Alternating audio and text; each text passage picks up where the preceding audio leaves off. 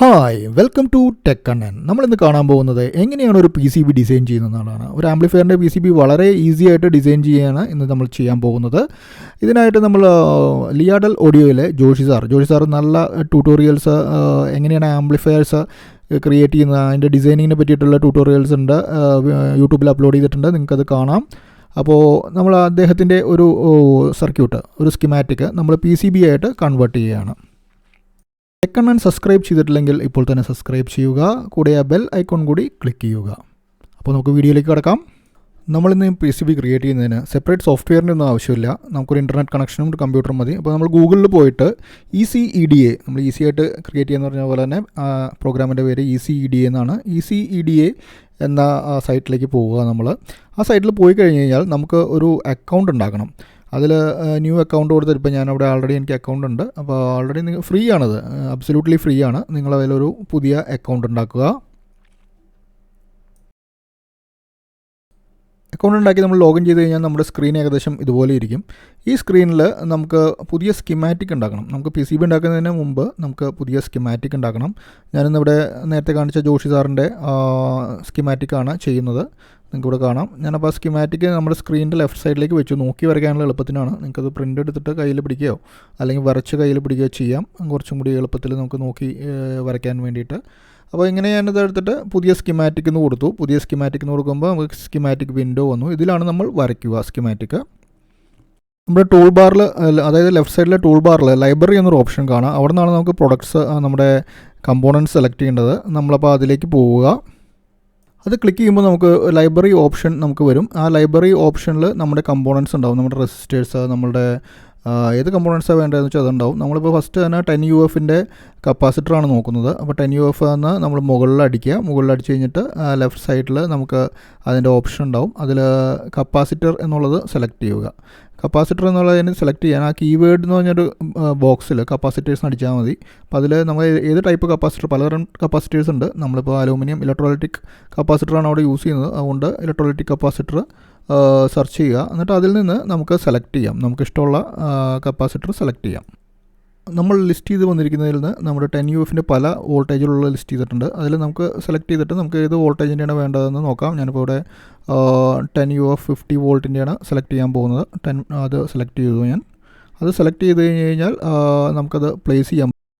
ഇത് സെലക്ട് ചെയ്ത ശേഷം നമ്മൾ അതിൽ പ്ലേസ് ചെയ്യുന്നു. ഇത് പ്ലേസ് ചെയ്തിട്ട് ഇതുപോലെ നമ്മൾ സ്കിമാറ്റിക്കിലേക്ക് നമുക്ക് എവിടെയാണ് വെക്കേണ്ടതെന്ന് വെച്ച് കഴിഞ്ഞാൽ നമ്മുടെ എല്ലാ കമ്പോണൻസും നമ്മൾ ഇതുപോലെ തന്നെ പ്ലേസ് ചെയ്യണം. അത് ക്ലിക്ക് ചെയ്ത് നമ്മളത് പ്ലേസ് ചെയ്യാം. അപ്പോൾ നമുക്ക് വീണ്ടും അതിൻ്റെ കർസറിൽ ഒരെണ്ണം കൂടി കാണാം. അപ്പോൾ നമുക്ക് ഇനി വേറെ എവിടെയെങ്കിലും കപ്പാസിറ്റർ ആവശ്യമുണ്ടെങ്കിൽ, സെയിം കപ്പാസിറ്റർ ആവശ്യമുണ്ടെങ്കിൽ വീണ്ടും നമുക്ക് ക്ലിക്ക് ചെയ്ത് കഴിഞ്ഞാൽ അത് അവിടെ വീണ്ടും വരുന്നതാണ്.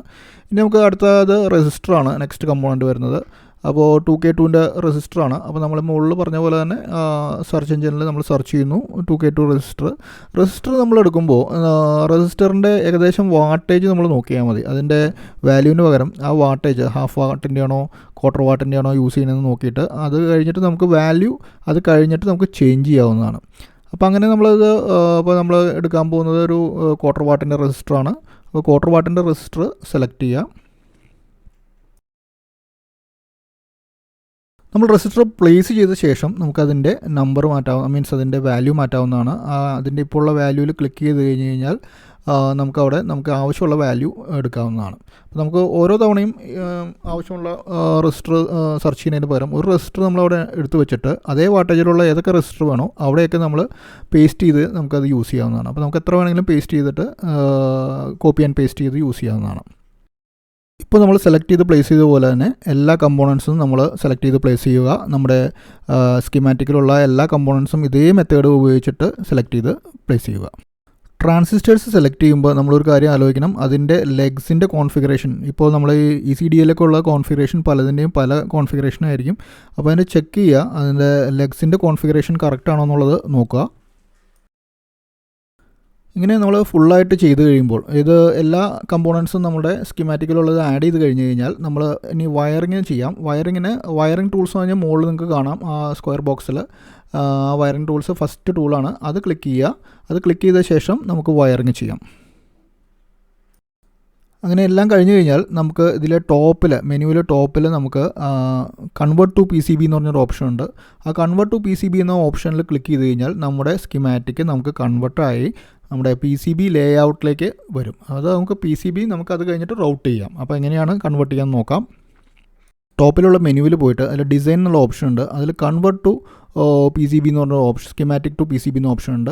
അത് ക്ലിക്ക് ചെയ്യുമ്പോൾ നമ്മുടെ സ്കീമാറ്റിക് ഒരു PCB ആയിട്ട് PCB ലേഔട്ടിലേക്ക് കൺവേർട്ട് ആവും. അപ്പോൾ ഇതിലാണ് നമുക്ക് ലേഔട്ട് ചെയ്യേണ്ടത്. ഇത് നമ്മുടെ ആ പർപ്പിൾ കളറിൽ കാണുന്നത് ബോർഡിൻ്റെ സൈസാണ്. അത് നമുക്ക് വേണമെങ്കിൽ ഇത് കഴിഞ്ഞിട്ട് ചേഞ്ച് ചെയ്യാം. പിന്നെ അടിയിൽ നമ്മുടെ കമ്പോണൻസ് കാണും. അപ്പോൾ നമ്മൾ ഈ ഓരോ കമ്പോണൻസും എടുത്തിട്ട് നമ്മുടെ സ്കീമാറ്റിക്കിൽ മീൻസ് നമ്മുടെ PCBയിൽ എവിടെയാണോ വേണ്ടത് അവിടേക്കൊക്കെ നമ്മൾ മൗസ് കൊണ്ട് വലിച്ചു വയ്ക്കുക.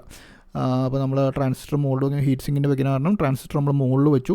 പിന്നെ അതുപോലെ തന്നെ ഓരോ റെസിസ്റ്റേഴ്സും ഇതെല്ലാം വെച്ച് എവിടെയാണ് നമുക്ക് വേണ്ടതെന്ന് നോക്കിയിട്ട് ഏത് ഭാഗത്താണ് വേണ്ടതെന്ന് നോക്കിയിട്ട് വെക്കുക. നമ്മൾ ഈ ഡയോഡ്സ് ഇതിൽ വെച്ചപ്പോൾ ഡയോഡ്സ് നമ്മളിതിൻ്റെ ഹീറ്റ് സിങ്കിലേക്ക് കണക്ട് ചെയ്യാനുള്ളതാണ്, ഹീറ്റ് സെൻസ് ചെയ്യുന്നുണ്ട്.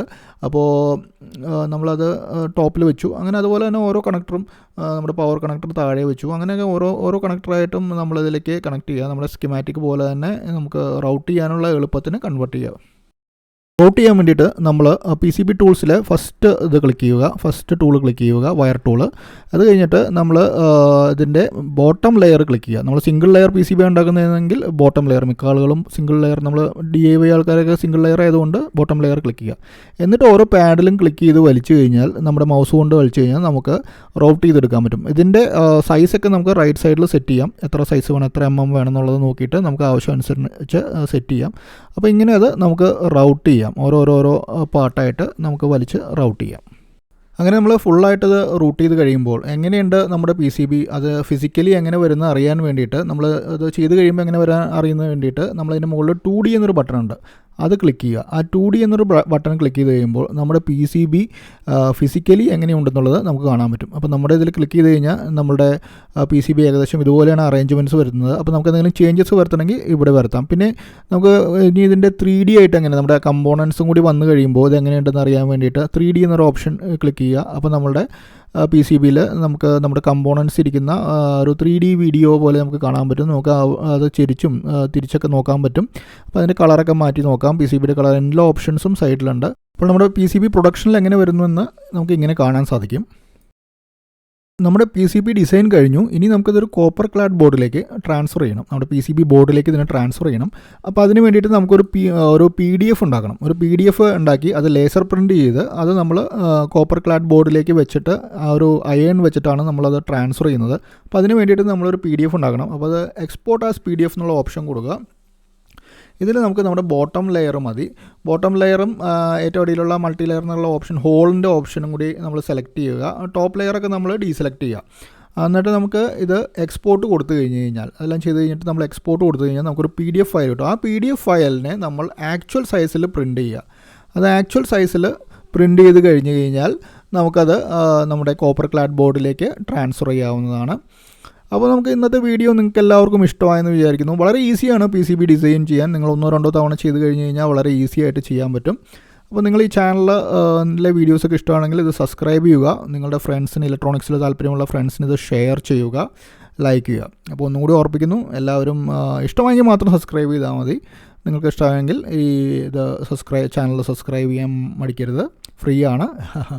അപ്പോൾ നമുക്ക് അടുത്തൊരു വീഡിയോയിൽ കാണാം. Bye bye.